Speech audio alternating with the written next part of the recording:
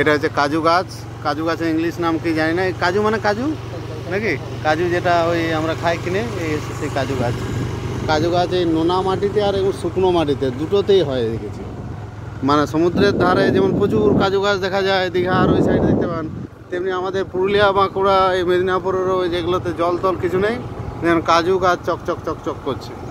যে হয়তো ভারত সরকার বা স্টেট গভর্নমেন্ট কোনো কালে এটার উপর স্কিম নিয়েছিল যে এত হারে কাজু গাছ তৈরি করেছে। এটা পাম্প রুম, ওয়াটার স্টোরেজ। চল আমরা রাস্তার উপর দিয়ে যাচ্ছি।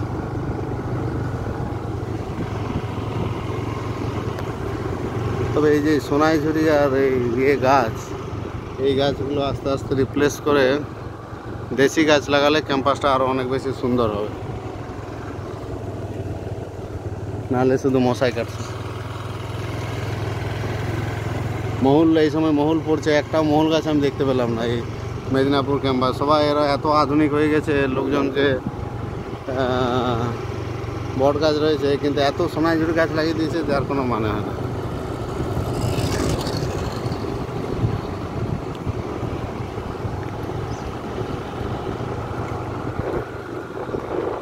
ফটিকে ফিশারি এখানকার স্টুডেন্ট মাস্টার ডিগ্রি পড়েছে, পিএইচডিও ভর্তি হয়েছে, বলছে যে আমি তো জ্ঞান দিয়ে দিলাম যে ইউনিভার্সিটি ওই মিউনিসিপ্যালিটির সাথে ইউনিভার্সিটি টাই আপ করে যে কি বলে পুকুর ক্লিনিং, পন্ড ক্লিনিং। কারণ সমস্ত রুরাল হোক আরবান হোক পুকুরগুলো কিন্তু পরিষ্কার আর করা হচ্ছে না, এত ওয়েস্ট ঢুকে যাচ্ছে।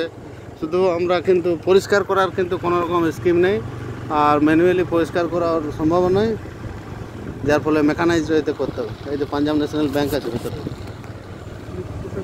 আমরা আবার মেন গেটের দিকে চলে এসেছি, আমরা বেরিয়ে যাব।